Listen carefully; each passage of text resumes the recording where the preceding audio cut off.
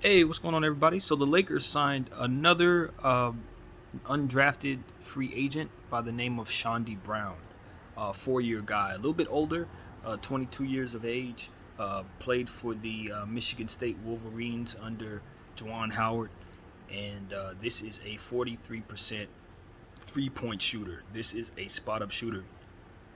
And I listened to Juwan Howard's little excerpt. It was like 5 minutes of basically talking about what Chaundee Brown's role on the team was and all of that. And he basically said that Chaundee can do pretty much some of anything. You know, he said that he can shoot the ball. That was the first thing he said. He plays defense.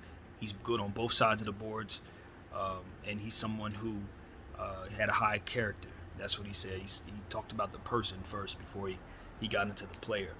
But the thing that stood out for me was just the way that he spoke about how he was willing to sacrifice somebody who was able to do other things. That's what Coach Howard was saying. Is basically he could post up as well. He has post moves, but he wasn't asked to do those things. And because of the presence of other people on the team, he just was only asked to do but so much, and took that role, ran with that role, and never complained about it, despite being better than he was. He had originally went to Wake Forest, shot 31% from behind the arc there, transferred to Michigan because he wanted to be a part of the tournament, and increased his 3-point percentage by 13%. So, if I'm not mistaken, my math could be a little off. But at the end of the day, this is somebody who you could clearly see his work ethic and his ability to improve speaks for itself. With that being said, perfect fit for the Lakers. Absolute perfect fit. Um, Another kind of weird thing was I was watching one of the YouTube videos with his highlights, and somebody had put on there about 2 weeks ago, if this guy goes undrafted, the Lakers should pick him up. He's going to be a fantastic role player for the Lakers.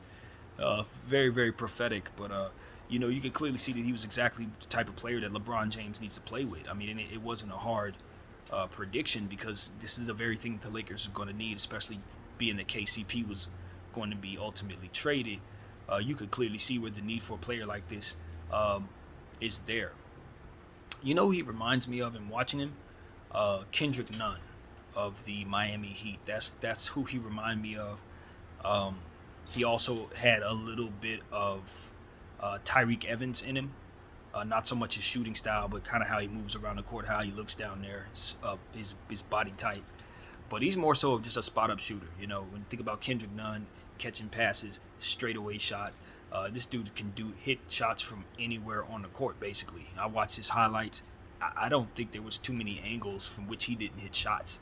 Corner, straightaway, mid range. He drives to the paint aggressively. He's a fantastic free throw shooter. This is exactly the type of 3-level scorer, traditional shooting guard type of player that I think the Lakers need to find more of. He was one of the prototype players that I felt that we needed to put around Brody and Braun in the brow, to give us an opportunity to just let them operate.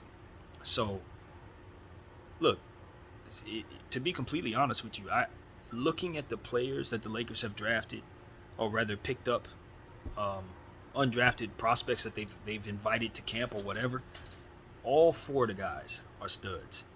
All four of them. I don't have a whole lot more to add to it than that. They are doing exactly what they need to do in that scouting department. We have arguably the best scouting department in the world, looking at how they're finding these guys on the back of this draft, outside of this draft, and they are exactly what we need. Nevertheless, what we're doing right now is still not quite everything. We have to find prospects that are big, lob threats, people that are going to give AD a breather. So we're right on point, right on schedule with the type of guards that we want.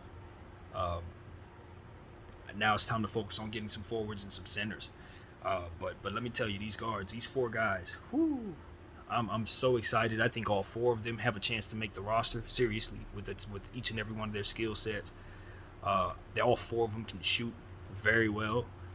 All four of them can rebound very well. This is a very interesting dynamic of rebounding guards that we've picked up. Guys that can kind of do what Brody does, but shoot. You know what I mean? So, like, you could see, like, for example, if we bring in Mac and sit Brody down, Mac can come in and kind of do some of the things that Brody does at the pace that Brody does it. I'm not saying he's going to come in and be Brody light, but what I'm saying is the drop-off ain't going to be too bad and the shooting will improve.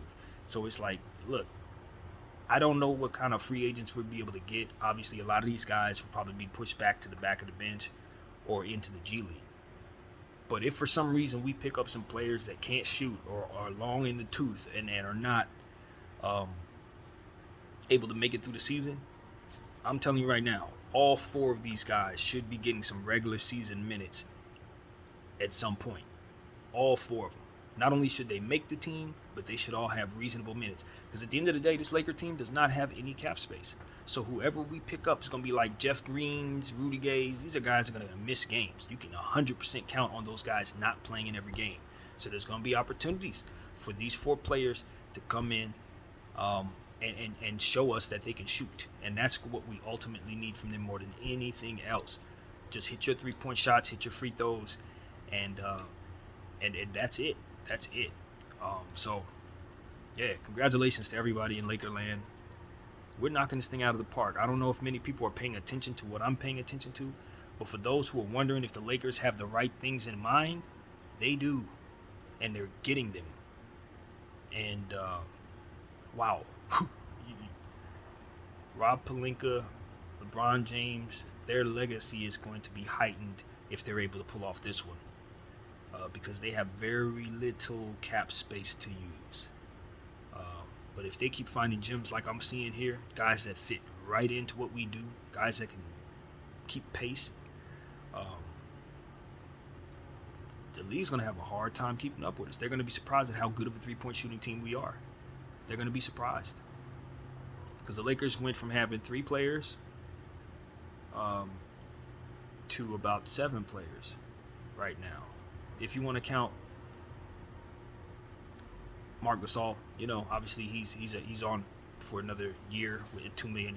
We could easily waive that if we want to, but we kind of need what he does. And of course, we got to figure out what happens with THT, because even though we didn't involve him in the trade, that doesn't mean that we keep him. He's going to have to sign a deal, one of those restricted deals with another team, and we will have the option to either match it or not. So let's say he signs a max deal with somebody. Bye. We still lose THT for nothing. So that's a kind of a scary situation. I assume we're going to sign and trade Dennis Schroeder, as to which, for whatever his amount's going to be, we could probably bring back some players for him. So I think, who knows who we might have on our roster. Let's say he decides to choose the Chicago Bulls. Now we have a situation where we may be able to get a couple players off their team. Who that may be, the first player that comes to mind is like Thaddeus Young. That's who I can totally see the Lakers saying, okay, we can use that player, give us him. I don't think Markkanen will be on the block, but if we could take a Lauri Markkanen, that would be ideal. You know what I mean? I doubt it, though. I doubt it very seriously. He's going to cost more than we can afford. But, that's along the lines of what we can do. Like, if he decides he wants to go to, say, I don't know who else can pay him. For example, maybe like if he decided he wanted to go to Orlando Magic.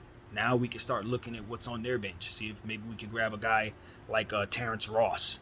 Maybe they'll give us Markelle Fultz. Those are the type of things that the Lakers can do with Dennis Schroeder. So, I don't know. We'll see. I don't know, man. I mean, it is really up to Dennis Schroeder at this point, because it's going to be about where he chooses to go and if he was be willing to help us with a sign and trade. We're not in the driver's seat in this particular situation. We can't steer him any one way or another. So whatever team he chooses, you can count on us getting probably some vet off of that team and a pick or something to make the numbers match. So, we'll keep our eyes open. We'll see what happens there. But, at the end of the day, like I said, if we're going to bring in a player like Russell Westbrook, I need to see the things that we're doing right now. So I'm a happy fan. Thank you guys for watching. My name is BDO44, and I'm out.